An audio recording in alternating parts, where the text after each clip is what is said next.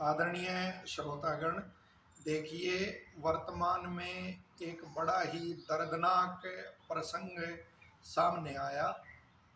एक भाई ने एक खबर भेजी कि कैसे पाकिस्तान के अंदर जब बच्चियां मर जाती हैं तो या कोई युवती मर जाती है तो जब उसे कब्र में दफना जाता है तो जो अभिभावक होते हैं वे कब्र के मुख को लोहे की ग्रिल से अच्छी तरह से बंद करवा देते हैं। और इसका कारण यह बताया गया कि कहीं कोई मनुष्य रूप में जो भेड़िया है, जो जानवर है, राक्षस है, पिशाच है, कभी कोई वो कब्र से ही बच्ची को निकाल के और उसका बलात्कार न कर दे, तो कहाँ मानवता शेष और वो बची हुई है। और अपने यहाँ भी बड़ी दर्दनाक घटनाएं कुछ ऐसी सुनाई देती हैं, ऐसे प्रसंग जैसे निर्भया कांड हुआ, उस बच्ची के साथ कितना दर्दनाक वो हादसा था। और उसी इसी तरह से दुधमुई बच्चियों के साथ भी ये दुष्कर्म की और ऐसी दर्दनाक घटनाएं सुनाई देती हैं। लेकिन जो हमारी परंपराएं हैं, हमारे देश की परंपराएं हैं, उनके मूल में ये बात नहीं है, धर्म के मूल में ये बात नहीं है। और विदेशी तो अनेक ऐसे मतपंथ हैं जिनमें कोई स्त्री का कोई सम्मान ऐसा नहीं है, उसे भोग की वस्तु और वो समझा जाता है। तो हमारे अंदर ये जो विकार आए हैं जितने भी, तो विदेशियों के संग से, चाहे खान पान का विकार हो, चाहे कोई चरित्र संबंधी दोष आदि हो, तो जब भी विदेशी कोई ऐसे आए जिनके संस्कार नहीं थे तो वो हमारे अंदर भी वो विकार आते चले गए। तो इस सब का, इन दुखों से, जिन दुखों से मानवता करा रही है, इसका केवल एक ही उपाय है, धर्म। और राजा ही धर्म का चलाने वाला होता है।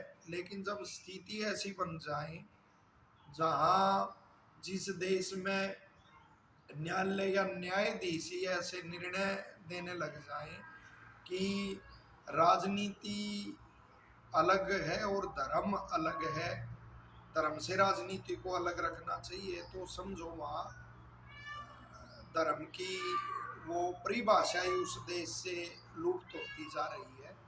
और धर्म से ही सुख होता है, तो ऐसे देश में फिर सुख नहीं रह सकता। और ना वो दूसरे, कभी हमारा कैसा देश था कि कोई भी कहीं भी पाप होता धरा पर, वहीं से पाप को नष्ट करते थे। और पाप दो प्रकार से नष्ट होता है, एक राजा के दंड के द्वारा और एक सत्य उपदेश के द्वारा। तो दोनों ही प्रकार से हम पाप को नष्ट करते थे। यहाँ के राजा जब भी देखते किसी को कि वो गलत कर रहा है, जैसे ऋषि दयानंद जी लिखते हैं कि राम के समय में रावण विपरीत हो गया था, यानी उसका आचरण राक्षसों जैसा था, और उसके ही आश्रय में गौ को और यज्ञ आदि करने वाले, धर्म का प्रचार करने वाले ब्राह्मणों को राक्षस लोग सताते थे। तो राम ने उसको, रावण को दंड दिया।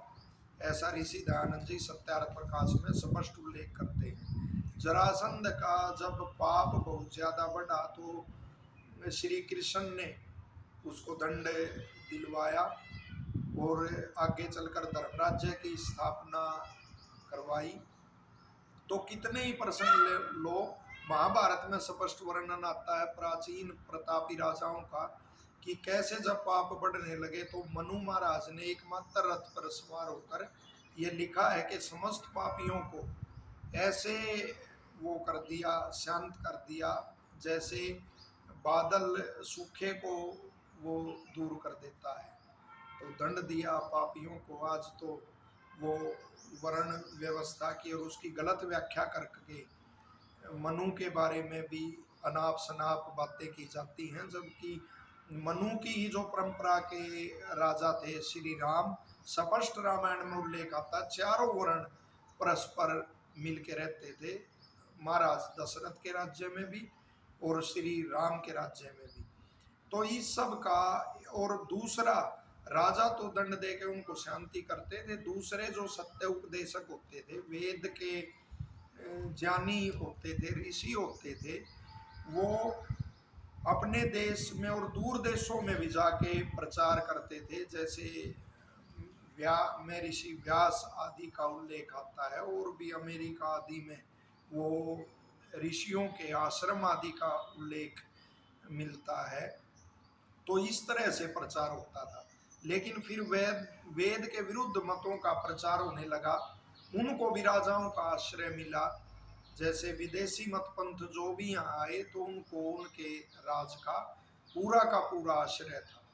तो राजनीति, राजा ही धर्म से अलग हो जाएगा तो कौन संदेश देगा, और वेद का वह संदेश कहाँ जाएगा कि राजा ब्रह्मचर्य का पालन करके राजा राष्ट्र की विशेष रक्षा करता है।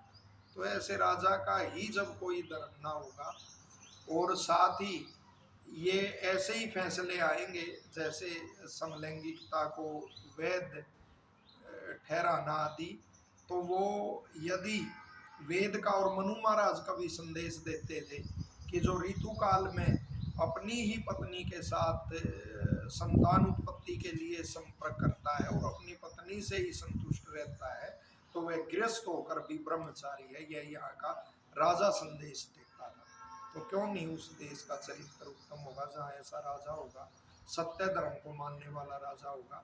तो इन परंपराओं को चलाने वाला, केवल और केवल इनके संरक्षण करने वाला आर्य समाज है।